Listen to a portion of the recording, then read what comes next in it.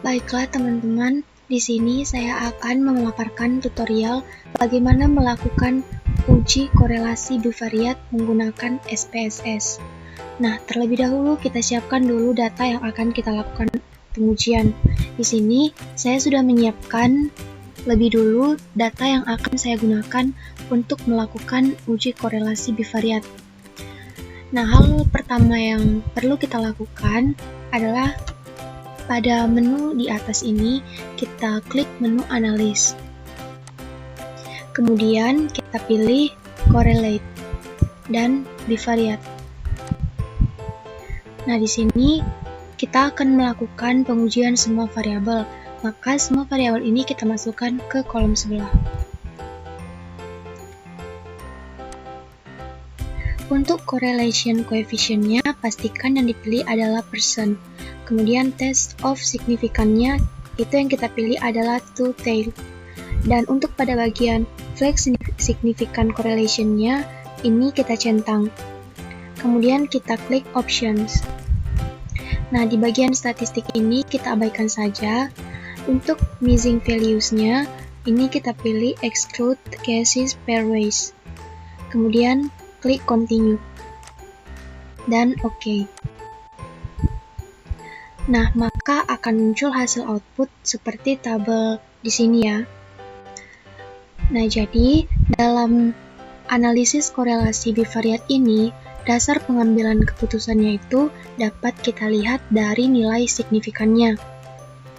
Nah, jadi ini cara bacanya nanti antara variabel tilang dengan variabel polisi, kemudian mobil dengan variabel polisi, dan motor dengan variabel polisi.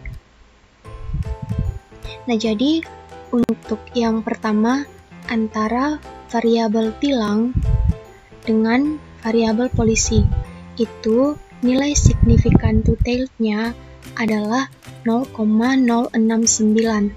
Nah, nilai 0,069 ini lebih besar dari 0,05, yang berarti terdapat korelasi yang tidak signifikan antara variabel tilang dengan variabel polisi. Kemudian yang kedua, antara variabel mobil dengan variabel polisi, itu nilai signifikan two-tailed-nya adalah 0,208, yang berarti lebih besar dari 0,05. Nah, jadi artinya adalah adanya korelasi yang tidak signifikan antara variabel mobil dengan variabel polisi. Kemudian yang terakhir, antara variabel motor dengan variabel polisi. Itu nilai signifikan two-tailed-nya adalah 0,240. Nilai ini lebih besar dari 0,05, yang berarti terdapat korelasi yang tidak signifikan antara variabel motor dengan variabel polisi. Nah, jadi dari semua pemaparan yang saya jelaskan tadi, dapat kita simpulkan bahwa data dalam analisis korelasi bivariat ini tidak signifikan.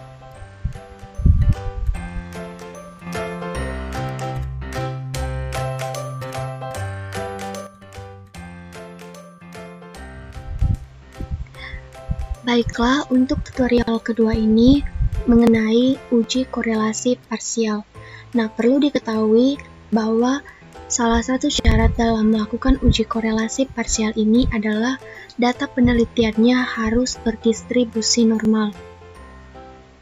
Tadi sebelumnya saya sudah memeriksa ulang bahwa data penelitian ini termasuk data yang berdistribusi normal. Jika teman-teman sudah lupa bagaimana memeriksa normalitas data, bisa dilihat pada video-video saya sebelumnya. Nah, langsung saya lanjut. Di sini saya akan menjelaskan langkah-langkah uji korelasi parsial. Pada menu di atas ini, kita pilih menu analis. Kemudian pilih correlate dan parsial. Nah, untuk variabel prestasi dan motivasi, itu kita masukkan ke bagian variables. Dan untuk IQ kita masukkan ke bagian controlling float. Di sini variabel IQ itu sebagai variabel kontrolnya.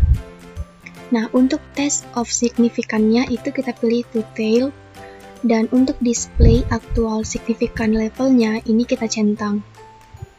Kemudian kita klik options. Di sini kita pilih zero order correlation. Dan pada bagian missing values-nya itu kita pilih exclude case pairwise. Kemudian klik continue dan OK. Nah, maka akan muncul hasil output seperti yang terlihat di sini. Nah, jadi teman-teman, untuk tabel output pertama yang non-A ini menunjukkan nilai korelasi atau hubungan antara variabel prestasi dengan motivasi sebelum dimasukkannya variabel kontrol, yaitu variabel IQ dalam analisis. Nah, dari output di sini diketahui bahwa nilai koefisien korelasinya itu sebesar 0,800. Di sini bernilai positif. Dan untuk nilai signifikan two-tailed-nya ini adalah 0,01. Nilai ini lebih kecil dari 0,05.